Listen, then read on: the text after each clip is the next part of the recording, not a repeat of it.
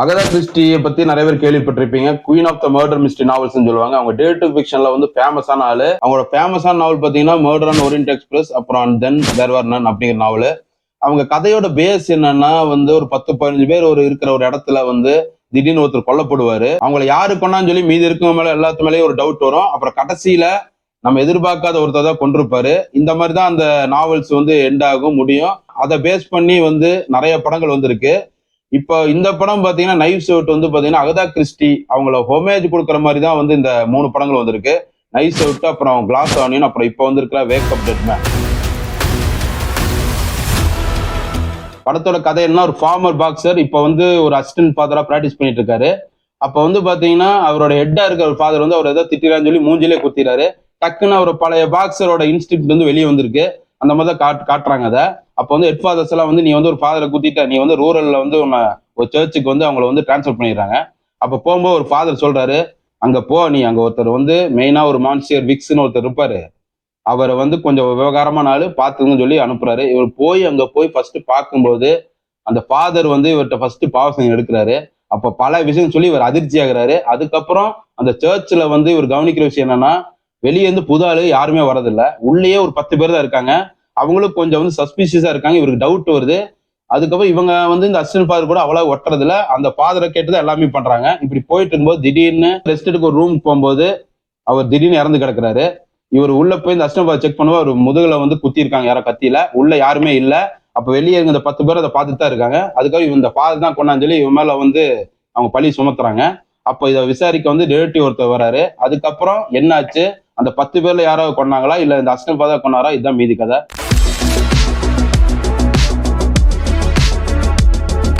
இந்த படத்தை டைரக்ட் பண்ணது பாத்தீங்கன்னா ரயன் ஜான்சன்.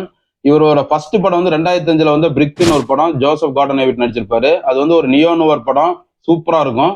அதுக்கப்புறம் அவர் எடுத்த படம் தான் 2012 வந்து லூப் அப்படிங்கிற படம். சயின்ஸ் ஃபிக்ஷனுக்கு வந்து ஒரு மாஸ்டர் கிளாஸ் படம்னு இது சொல்லலாம். லோ பட்ஜெட்ல வந்து ஒரு சயின்ஸ் ஃபிக்ஷன் படத்தை எடுத்திருப்பாரு அட்டகாசமா.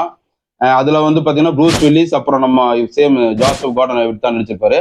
அதுக்கப்புறம் கொஞ்ச நாள் கழிச்சு இவருக்கு இருக்கிற அந்த மர்டர் மிஸ்ட்ரி அகதா கிறிஸ்டி மேல இருக்கிற ஆர்வத்தினால அந்த நாவல்ஸ் வந்து அப்படியே எடுக்காம நாவல் மாதிரி ஹொமேஜ் மாதிரி இந்த 3 படங்களும் ரைட்டிங் பண்ணி எழுதியிருக்காரு. ஃபர்ஸ்ட் நைவ்ஸ் அவுட் பாத்தீங்கன்னா ஒரு அட்டகாசமான ஒரு படம், செம படம். அதை நீங்க வந்து கண்டிப்பா பார்க்கணும். செகண்ட் கிளாஸ் ஆனியன், அதுவும் சூப்பரா இருக்கும். இப்போ வந்து வேக் அப் டெட் மேன், இது வந்து பாத்தீங்கன்னா 3மே வெவ்வேறு செட்டிங்ஸா இருக்கு. அந்த மாதிரி தான் இருக்கு. ஃபர்ஸ்ட் பார்ட் வந்து பாத்தீங்கன்னா வீட்டுக்குள்ள வந்து அவங்க சொத்துரிமையை பத்தி அந்த படம் பேசும். அதுல வந்து ஒரு ஒரு மர்டர் மிஸ்ட்ரி இருக்கும். செகண்ட் வந்து பாத்தீங்கன்னா சேம் அந்த தென் வேர் நன், அது சேம் நாவல் மாதிரியே இருக்கும். ஒரு ஐலாண்டுக்கு வந்து ஒரு 10 பேர் வருவாங்க, அதுல ஒரு சாவாரு, அதை வந்து யாருன்னு சொல்லி கண்டுபிடிப்பாங்க. சூப்பரா இருக்கும் அந்த படம். அதுக்கப்புறம் இந்த படம் பாத்தீங்கன்னா சர்ச்சை பேஸ் பண்ணி வந்திருக்கு. ஒரு சர்ச்சில் இருக்கிற ஒரு ஃபாதர், அதாவது ஈவிலான ஃபாதர், சாதாரண நல்ல ஃபாதர் கிடையாது, வேற மாதிரி ஒரு ஒரு டார்க்கான ஃபாதர். அவர் வந்து திடீர்னு சாகடிக்கப்படுறாரு. அதுல வந்து பாத்தீங்கன்னா க்ளோஸா ஒரு 10 பேர் அந்த சர்ச் மெம்பரா இருக்காங்க. சர்ச்ல ஒரு ஸ்பெஷாலிட்டி என்னன்னா, ஒரு வெளியே இருந்து வந்து யாருமே அந்த சர்ச்ல புது மெம்பரே கிடையாது. எல்லாருமே அந்த ஒரு 10-12 பேர் தான் இருக்காங்க. அதாவது என்னன்னா, ஒரு படத்துல வடிவேல் ஒரு ஹோட்டலுக்கு சாப்பாடு போவான் தெரியுமா, அப்ப வந்து பாத்தீங்கன்னா அந்த ஹோட்டல் வந்து நான் எங்களுக்கு வேண்டி தானே வச்சிருக்கேன், நீ எல்லாம் இதுக்கு வந்து அப்படின்னு கேட்பாங்களா, அந்த மாதிரி தான் சர்ச்சும். இவங்களுக்கு வேண்டி தான் சர்ச்சே இருக்குது. அவருக்கு ஒரு பேக் ஸ்டோரி இருக்கு. அந்த மாதிரி அந்த சர்ச்சில் வந்து பாத்தீங்கன்னா சிலுவை இருக்காது. சிலுவைக்கு பதிலாக சிலுவை மாதிரியே ஒரு ஒளி இருக்கும். அதாவது ரொம்ப நாள் ஒரு சிலுவையை மாட்டி வச்சிருக்கும் போது எடுத்தா அதோட அச்சு இருக்கும் தெரியுங்களா, அதை தான் வச்சிருப்பாரு. அதை வந்து வேணுன்ட்டே அவர் வந்து அவங்க அம்மா மேல கடுப்புல அவர் வச்சிருப்பாரு அதை. அதாவது இது வந்து ஒரு அவமானத்தின் அறிகுறி மாதிரி அதை வச்சிருப்பாரு. அந்த சிலுவை இருக்கக்கூடாது, இந்த நிழல் தான் இருக்கணும் அப்படின்னு சொல்லி வச்சிருப்பாரு. இதை வந்து பாத்தீங்கன்னா பைபிள் வந்து நிறைய வந்து உங்களுக்கு எடுத்திருக்காங்க. ஏன்னா இந்த வேக் அப் டெட் மேன்ங்கிற டைட்டிலுக்கே வந்து ஒரு ரெஃபரன்ஸ் இருக்கு படத்துல. ஏன்னா வந்து ஜீசஸ் வந்து குட் ஃப்ரைடே, அந்த இறந்த நாள் தான் குட் ஃப்ரைடேம்பாங்க. அதுக்கப்புறம் 3ஆம் நாள் உயிர் தருவார். அதே மாதிரி இந்த ஃபாதரும் இதுல வந்து குட் ஃப்ரைடேல தான் சாவார். அதுக்கப்புறம் வந்து அது என்ன ஆச்சு அதுன்னு சொல்லி நீங்க படத்தை பார்த்துக்கோங்க. அது வந்து நம்ம வந்து ஸ்பாய்லர்ஸ் கொடுக்க விரும்பல. ஃபாதரா வந்து நடிச்சிருக்க வந்து ஜாஸ் பிராலின்னு தெரியும், சூப்பர் ஆக்டர்.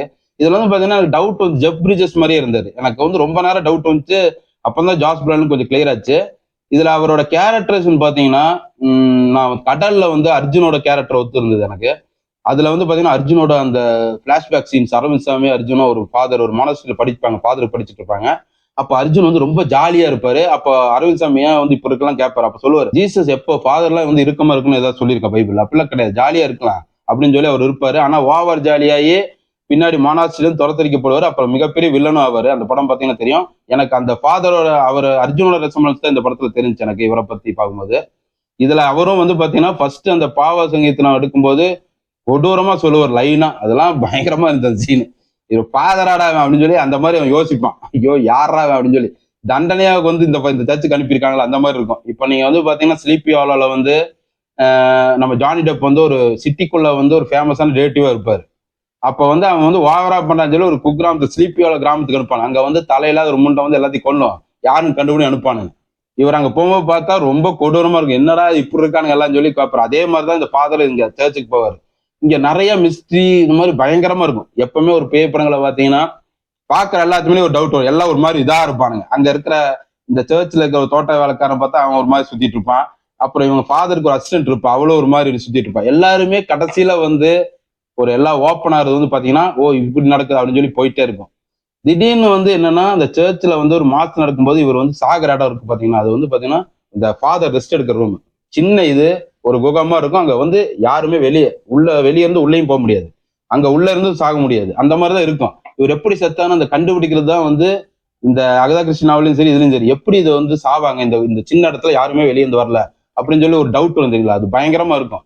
யாரு கொண்டிருப்பா அப்படின்னு சொல்லி நமக்கு வந்து ஈகரா வந்து ரொம்ப கியூரியாசிட்டியா இருக்கும். அந்த மாதிரிதான் இருக்கு இந்த படமும். 3 பாட்டுமே அப்படிதான் இருக்கும். எப்படி வந்து வெளியே இருந்து எப்படி வந்து கொல்ல முடியும் அந்த மாதிரிதான் இந்த படத்துலயும் காமிப்பாங்க. இன்னொன்னு எல்லாத்துக்கு முன்னாடி தான் அவன் ஃபாதர் உள்ள சாவான். இவன் வெளியே அசிஸ்டன்ட் இவன் மேல பழி விழுந்தவன் பாத்தீங்கன்னா வெளியே தான் இருப்பாரு. அந்த 9 செகண்ட்ல வந்து இவன் போய் குத்தி இருப்பான் அப்படின்னு சொல்லி ஒன்று சொல்லுவாங்க. வேற எங்க இருந்து வந்து பண்ணிருப்பாங்க. உள்ள ஏதாச்சும் வந்து ஹிட்டன் ரூம் இருக்கா அந்த மாதிரிலாம் வந்து நிறைய கோணத்துல விசாரிப்பாங்க. அது நல்லா இருக்கும். இதுல வந்து பாத்தீங்கன்னா டேனியல் கிரேக் முன்னாள் நாட் நாட் 7 அவர் தான் வந்து இதுல பிரைவேட் டிடெக்டிவா நடிச்சிருக்காரு. பென்வா பிளாங் அப்படின்னு சொல்லி ஒரு கேரக்டர். நாட் நாட் 7க்கும் இதுக்கும் வந்து நிறைய டிஃபரன்ஸ் இருக்கு. ஏன்னா நாட் நாட் 7 வந்து ரொம்ப serious Daniel Craig. James Bond வரிசையிலேயே வந்து பாத்தீங்கன்னா ரொம்ப சீரியஸான ஒரு நாட் நாட் 7 அவர் தான். ரொம்ப வந்து பிளே பாய் எல்லாமே ஒரு மாதிரி ஃபோக்கஸா இருப்பாரு. இதுல வந்து பாத்தீங்கன்னா ஆப்போசிட் ரொம்ப சர்காசமா காமெடியா தான் வந்து டீல் பண்ணுவார் டேட்டிவ் அது எல்லாத்தையும் கண்டுபிடிக்கிறது. ஆனா ரொம்ப சாதாரணமா தெரியும். ஆனா பல விஷயங்கள் நோட் பண்ணுவோம். எப்பவுமே அந்த டேட்டிவோட அந்த ஃபோக்கஸ் வந்து கரெக்டா இருக்கும் நம்ம பார்வை. அதே தான் இதுலயும். இதுல வந்து பாத்தீங்கன்னா எப்பவுமே வந்து அகதா கிறிஸ்டி நாவல்ஸ் அப்புறம் ஷெர்லாக் ஹோம்ஸ் நாவல்ஸ் இதெல்லாம் பாத்தீங்கன்னா இந்த ரேஷனலிஸ்ட் இருக்கும், அந்த பகுத்தறிவு ஜாஸ்தியா இருக்கும். ஏன்னா இதுல வந்து எல்லாருமே ஒரு சூப்பர் நேச்சுரல் பவர் மாதிரி தான் காட்டுவாங்க எல்லா படங்களையும். அதாவது இந்த மிஸ்ட்ரியில காமிப்பாங்க. ஆனா வந்து அது வந்து பொய். அது வந்து பாத்தீங்கன்னா மனுஷன் தான் செய்யணும்னு சொல்லி கடைசியில வந்து ஒரு மூட நம்பிக்கை உடச்சி ஒரு பகுத்தறிவா இருக்கும் அந்த படங்கள்லாம். நாவல்ஸும் அப்படிதான் இருக்கும். ஷெர்லாக் ஹோம்ஸ் நிறைய பார்த்திருப்பீங்க. உங்களுக்கு இந்த ஹவுன்ஸ் ஆஃப் பாஸ்கர்வில்னு ஒரு ஒரு ஷார்ட் ஸ்டோரியில வந்து அது சீரியஸா வந்திருக்கு, படமா வந்திருக்கு. அதுல வந்து பாத்தீங்கன்னா அந்த ஒரு ஓனாய் வந்து எல்லாத்தையும் கொள்ளுன்னு சொல்லி காமிப்பாங்க. ஆனா அது ஒரு மனுஷன் தான் பண்ணுவான் அப்படின்னு சொல்லி கடைசியில தெரியும். இந்த மாதிரி நாவல்ஸ் வந்து மூட நம்பிக்கை வந்து இவங்க ஆதரிக்கிறது கிடையாது. கடைசியில அது ஒரு மனுஷன் தான் செஞ்சான்னு சொல்லி காட்டுவாங்க. இப்ப நம்ம இந்திய படங்கள் இப்ப நிறைய வருது. ஃபுல் அண்ட் ஃபுல் வந்து பாத்தீங்கன்னா சூப்பர் நேச்சுரல் எல்லாமே வந்து இதுதான்டா கடவுள்ரா அப்படின்னு சொல்லி தொடர்ந்து வருது. அதெல்லாம் வந்து என்ன ரொம்ப வந்து இதாதான் இருக்கு. ஏன்னா பவர் இருக்காதுன்னு சொல்றாங்க. அதெல்லாம் வந்து என்னன்னு தெரியல எனக்கு. இதுல பார்த்து நீங்க வந்து கத்துக்கலாம். நிறைய கத்துக்க வேண்டிய விஷயம் இருக்கு. இப்ப வந்து இதுல பாத்தீங்கன்னா அகதா கிறிஸ்டிய வந்து ஹோமேஜ் கொடுத்து தான் வந்து ரயன் ஜோன்ஸ் எடுத்திருக்காரு. அவரோட ரைட்டிங் தான். அகதா கிறிஸ்டி நாவல்ஸ்க்கு இது சம்மந்தம் கிடையாது. அதே மாறி இருக்கும் அவ்வளவுதான். இதுக்கு பேரலா வந்து கென்னத் பிரானா அப்படிங்கிறவர் வந்து பாத்தீங்கன்னா அகதா கிறிஸ்டி நாவலையே வந்து படமா எடுத்துட்டு இருக்காரு. மர்டர் ஆன் ஓரியன்ட் எக்ஸ்பிரஸ், அப்புறம் வந்து டெத் ஆன் நைலு, ரீசெண்டா வந்து ஹாண்டட் அண்ட் வெனிஸ் சொல்லி ஒரு சீரிஸ் சூப்பரா இருக்கும். அது அந்த படங்கள் பாருங்க நல்லா இருக்கும். ஹாண்டட் அண்ட் வெனிஸ் நல்லாவே இருக்கும். அதுலயும் சேம் பிளாட் தான். 10 பேரு அந்த மாதிரி ஒருத்தர் சாவரு அதுதான். இது வந்து பாத்தீங்கன்னா நெட்ஃபிளிக்ஸ் வந்து ஃபுல் அண்ட் ஃபுல் இதை வந்து ஃபுல்லா வந்து வாங்கியிருக்கானுங்க 3 பார்ட்டும். தொடர்ந்து இனியும் பல பார்ட் வரும் போல இருக்கு. மொத்தமா அந்த மாதிரி இருக்காங்க.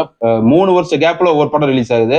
இதுக்கு முன்னாடி வந்து 2022 வந்துச்சு, இப்ப 25 வந்திருக்கு, அடுத்து 28 வரும்னு நினைக்கிறேன். இப்படி தொடர்ந்து சீரியஸாவே எடுக்கன்னு சொல்லி ரயன் ஜோன்சன் நிறைய பேட்டிலையும் சொல்லியிருக்காரு. மர்டர் மிஸ்ட்ரி ஃபேன்ஸ் வந்து கண்டிப்பா மிஸ் பண்ணாங்க. ஏன்னா இந்த மர்டர் மிஸ்ட்ரிங்கிறது வந்து பாத்தீங்கன்னா நிறைய ஃபேக்கான படங்களா வருது. அதாவது சும்மா உழப்பிட்டு கடைசியில ஒருத்தன் காமிச்சு இது பண்றானுங்க. Original murder mystery Rian Johnson வந்து கண்டிப்பா இதுல வந்து பாராட்டியே தீரணும். எந்த நாவல்ஸும் இருக்காம இவர் ரைட்டிங்லேயே வந்து சூப்பரா எழுதி பண்ணியிருக்காரு. 3 பார்ட்டுமே நல்லா இருக்குது. ரொம்ப ரேரான விஷயம். அது வந்து ரயன் ஜோன்சன் நடந்திருக்காது. இனி கொஞ்ச நாள்ல வந்து இந்த பேராவே ஒரு நைவ்ஸ் அவுட் மிஸ்ட்ரி சீரியஸ்ன்னு போட்டு படம் பேர் வேற ஏதா இருக்கு. கிளாஸ் அவனில இருந்து அப்படிதான் ஆரம்பிச்சாங்க. இதுல வேக்கப் டெட்மேன் இந்த மாதிரி தான். இனி நிறைய பார்ட் வரும். கண்டிப்பா மர்டர் மிஸ்ட்ரி ஃபேன்ஸ் மிஸ் பண்ணாம பாருங்க.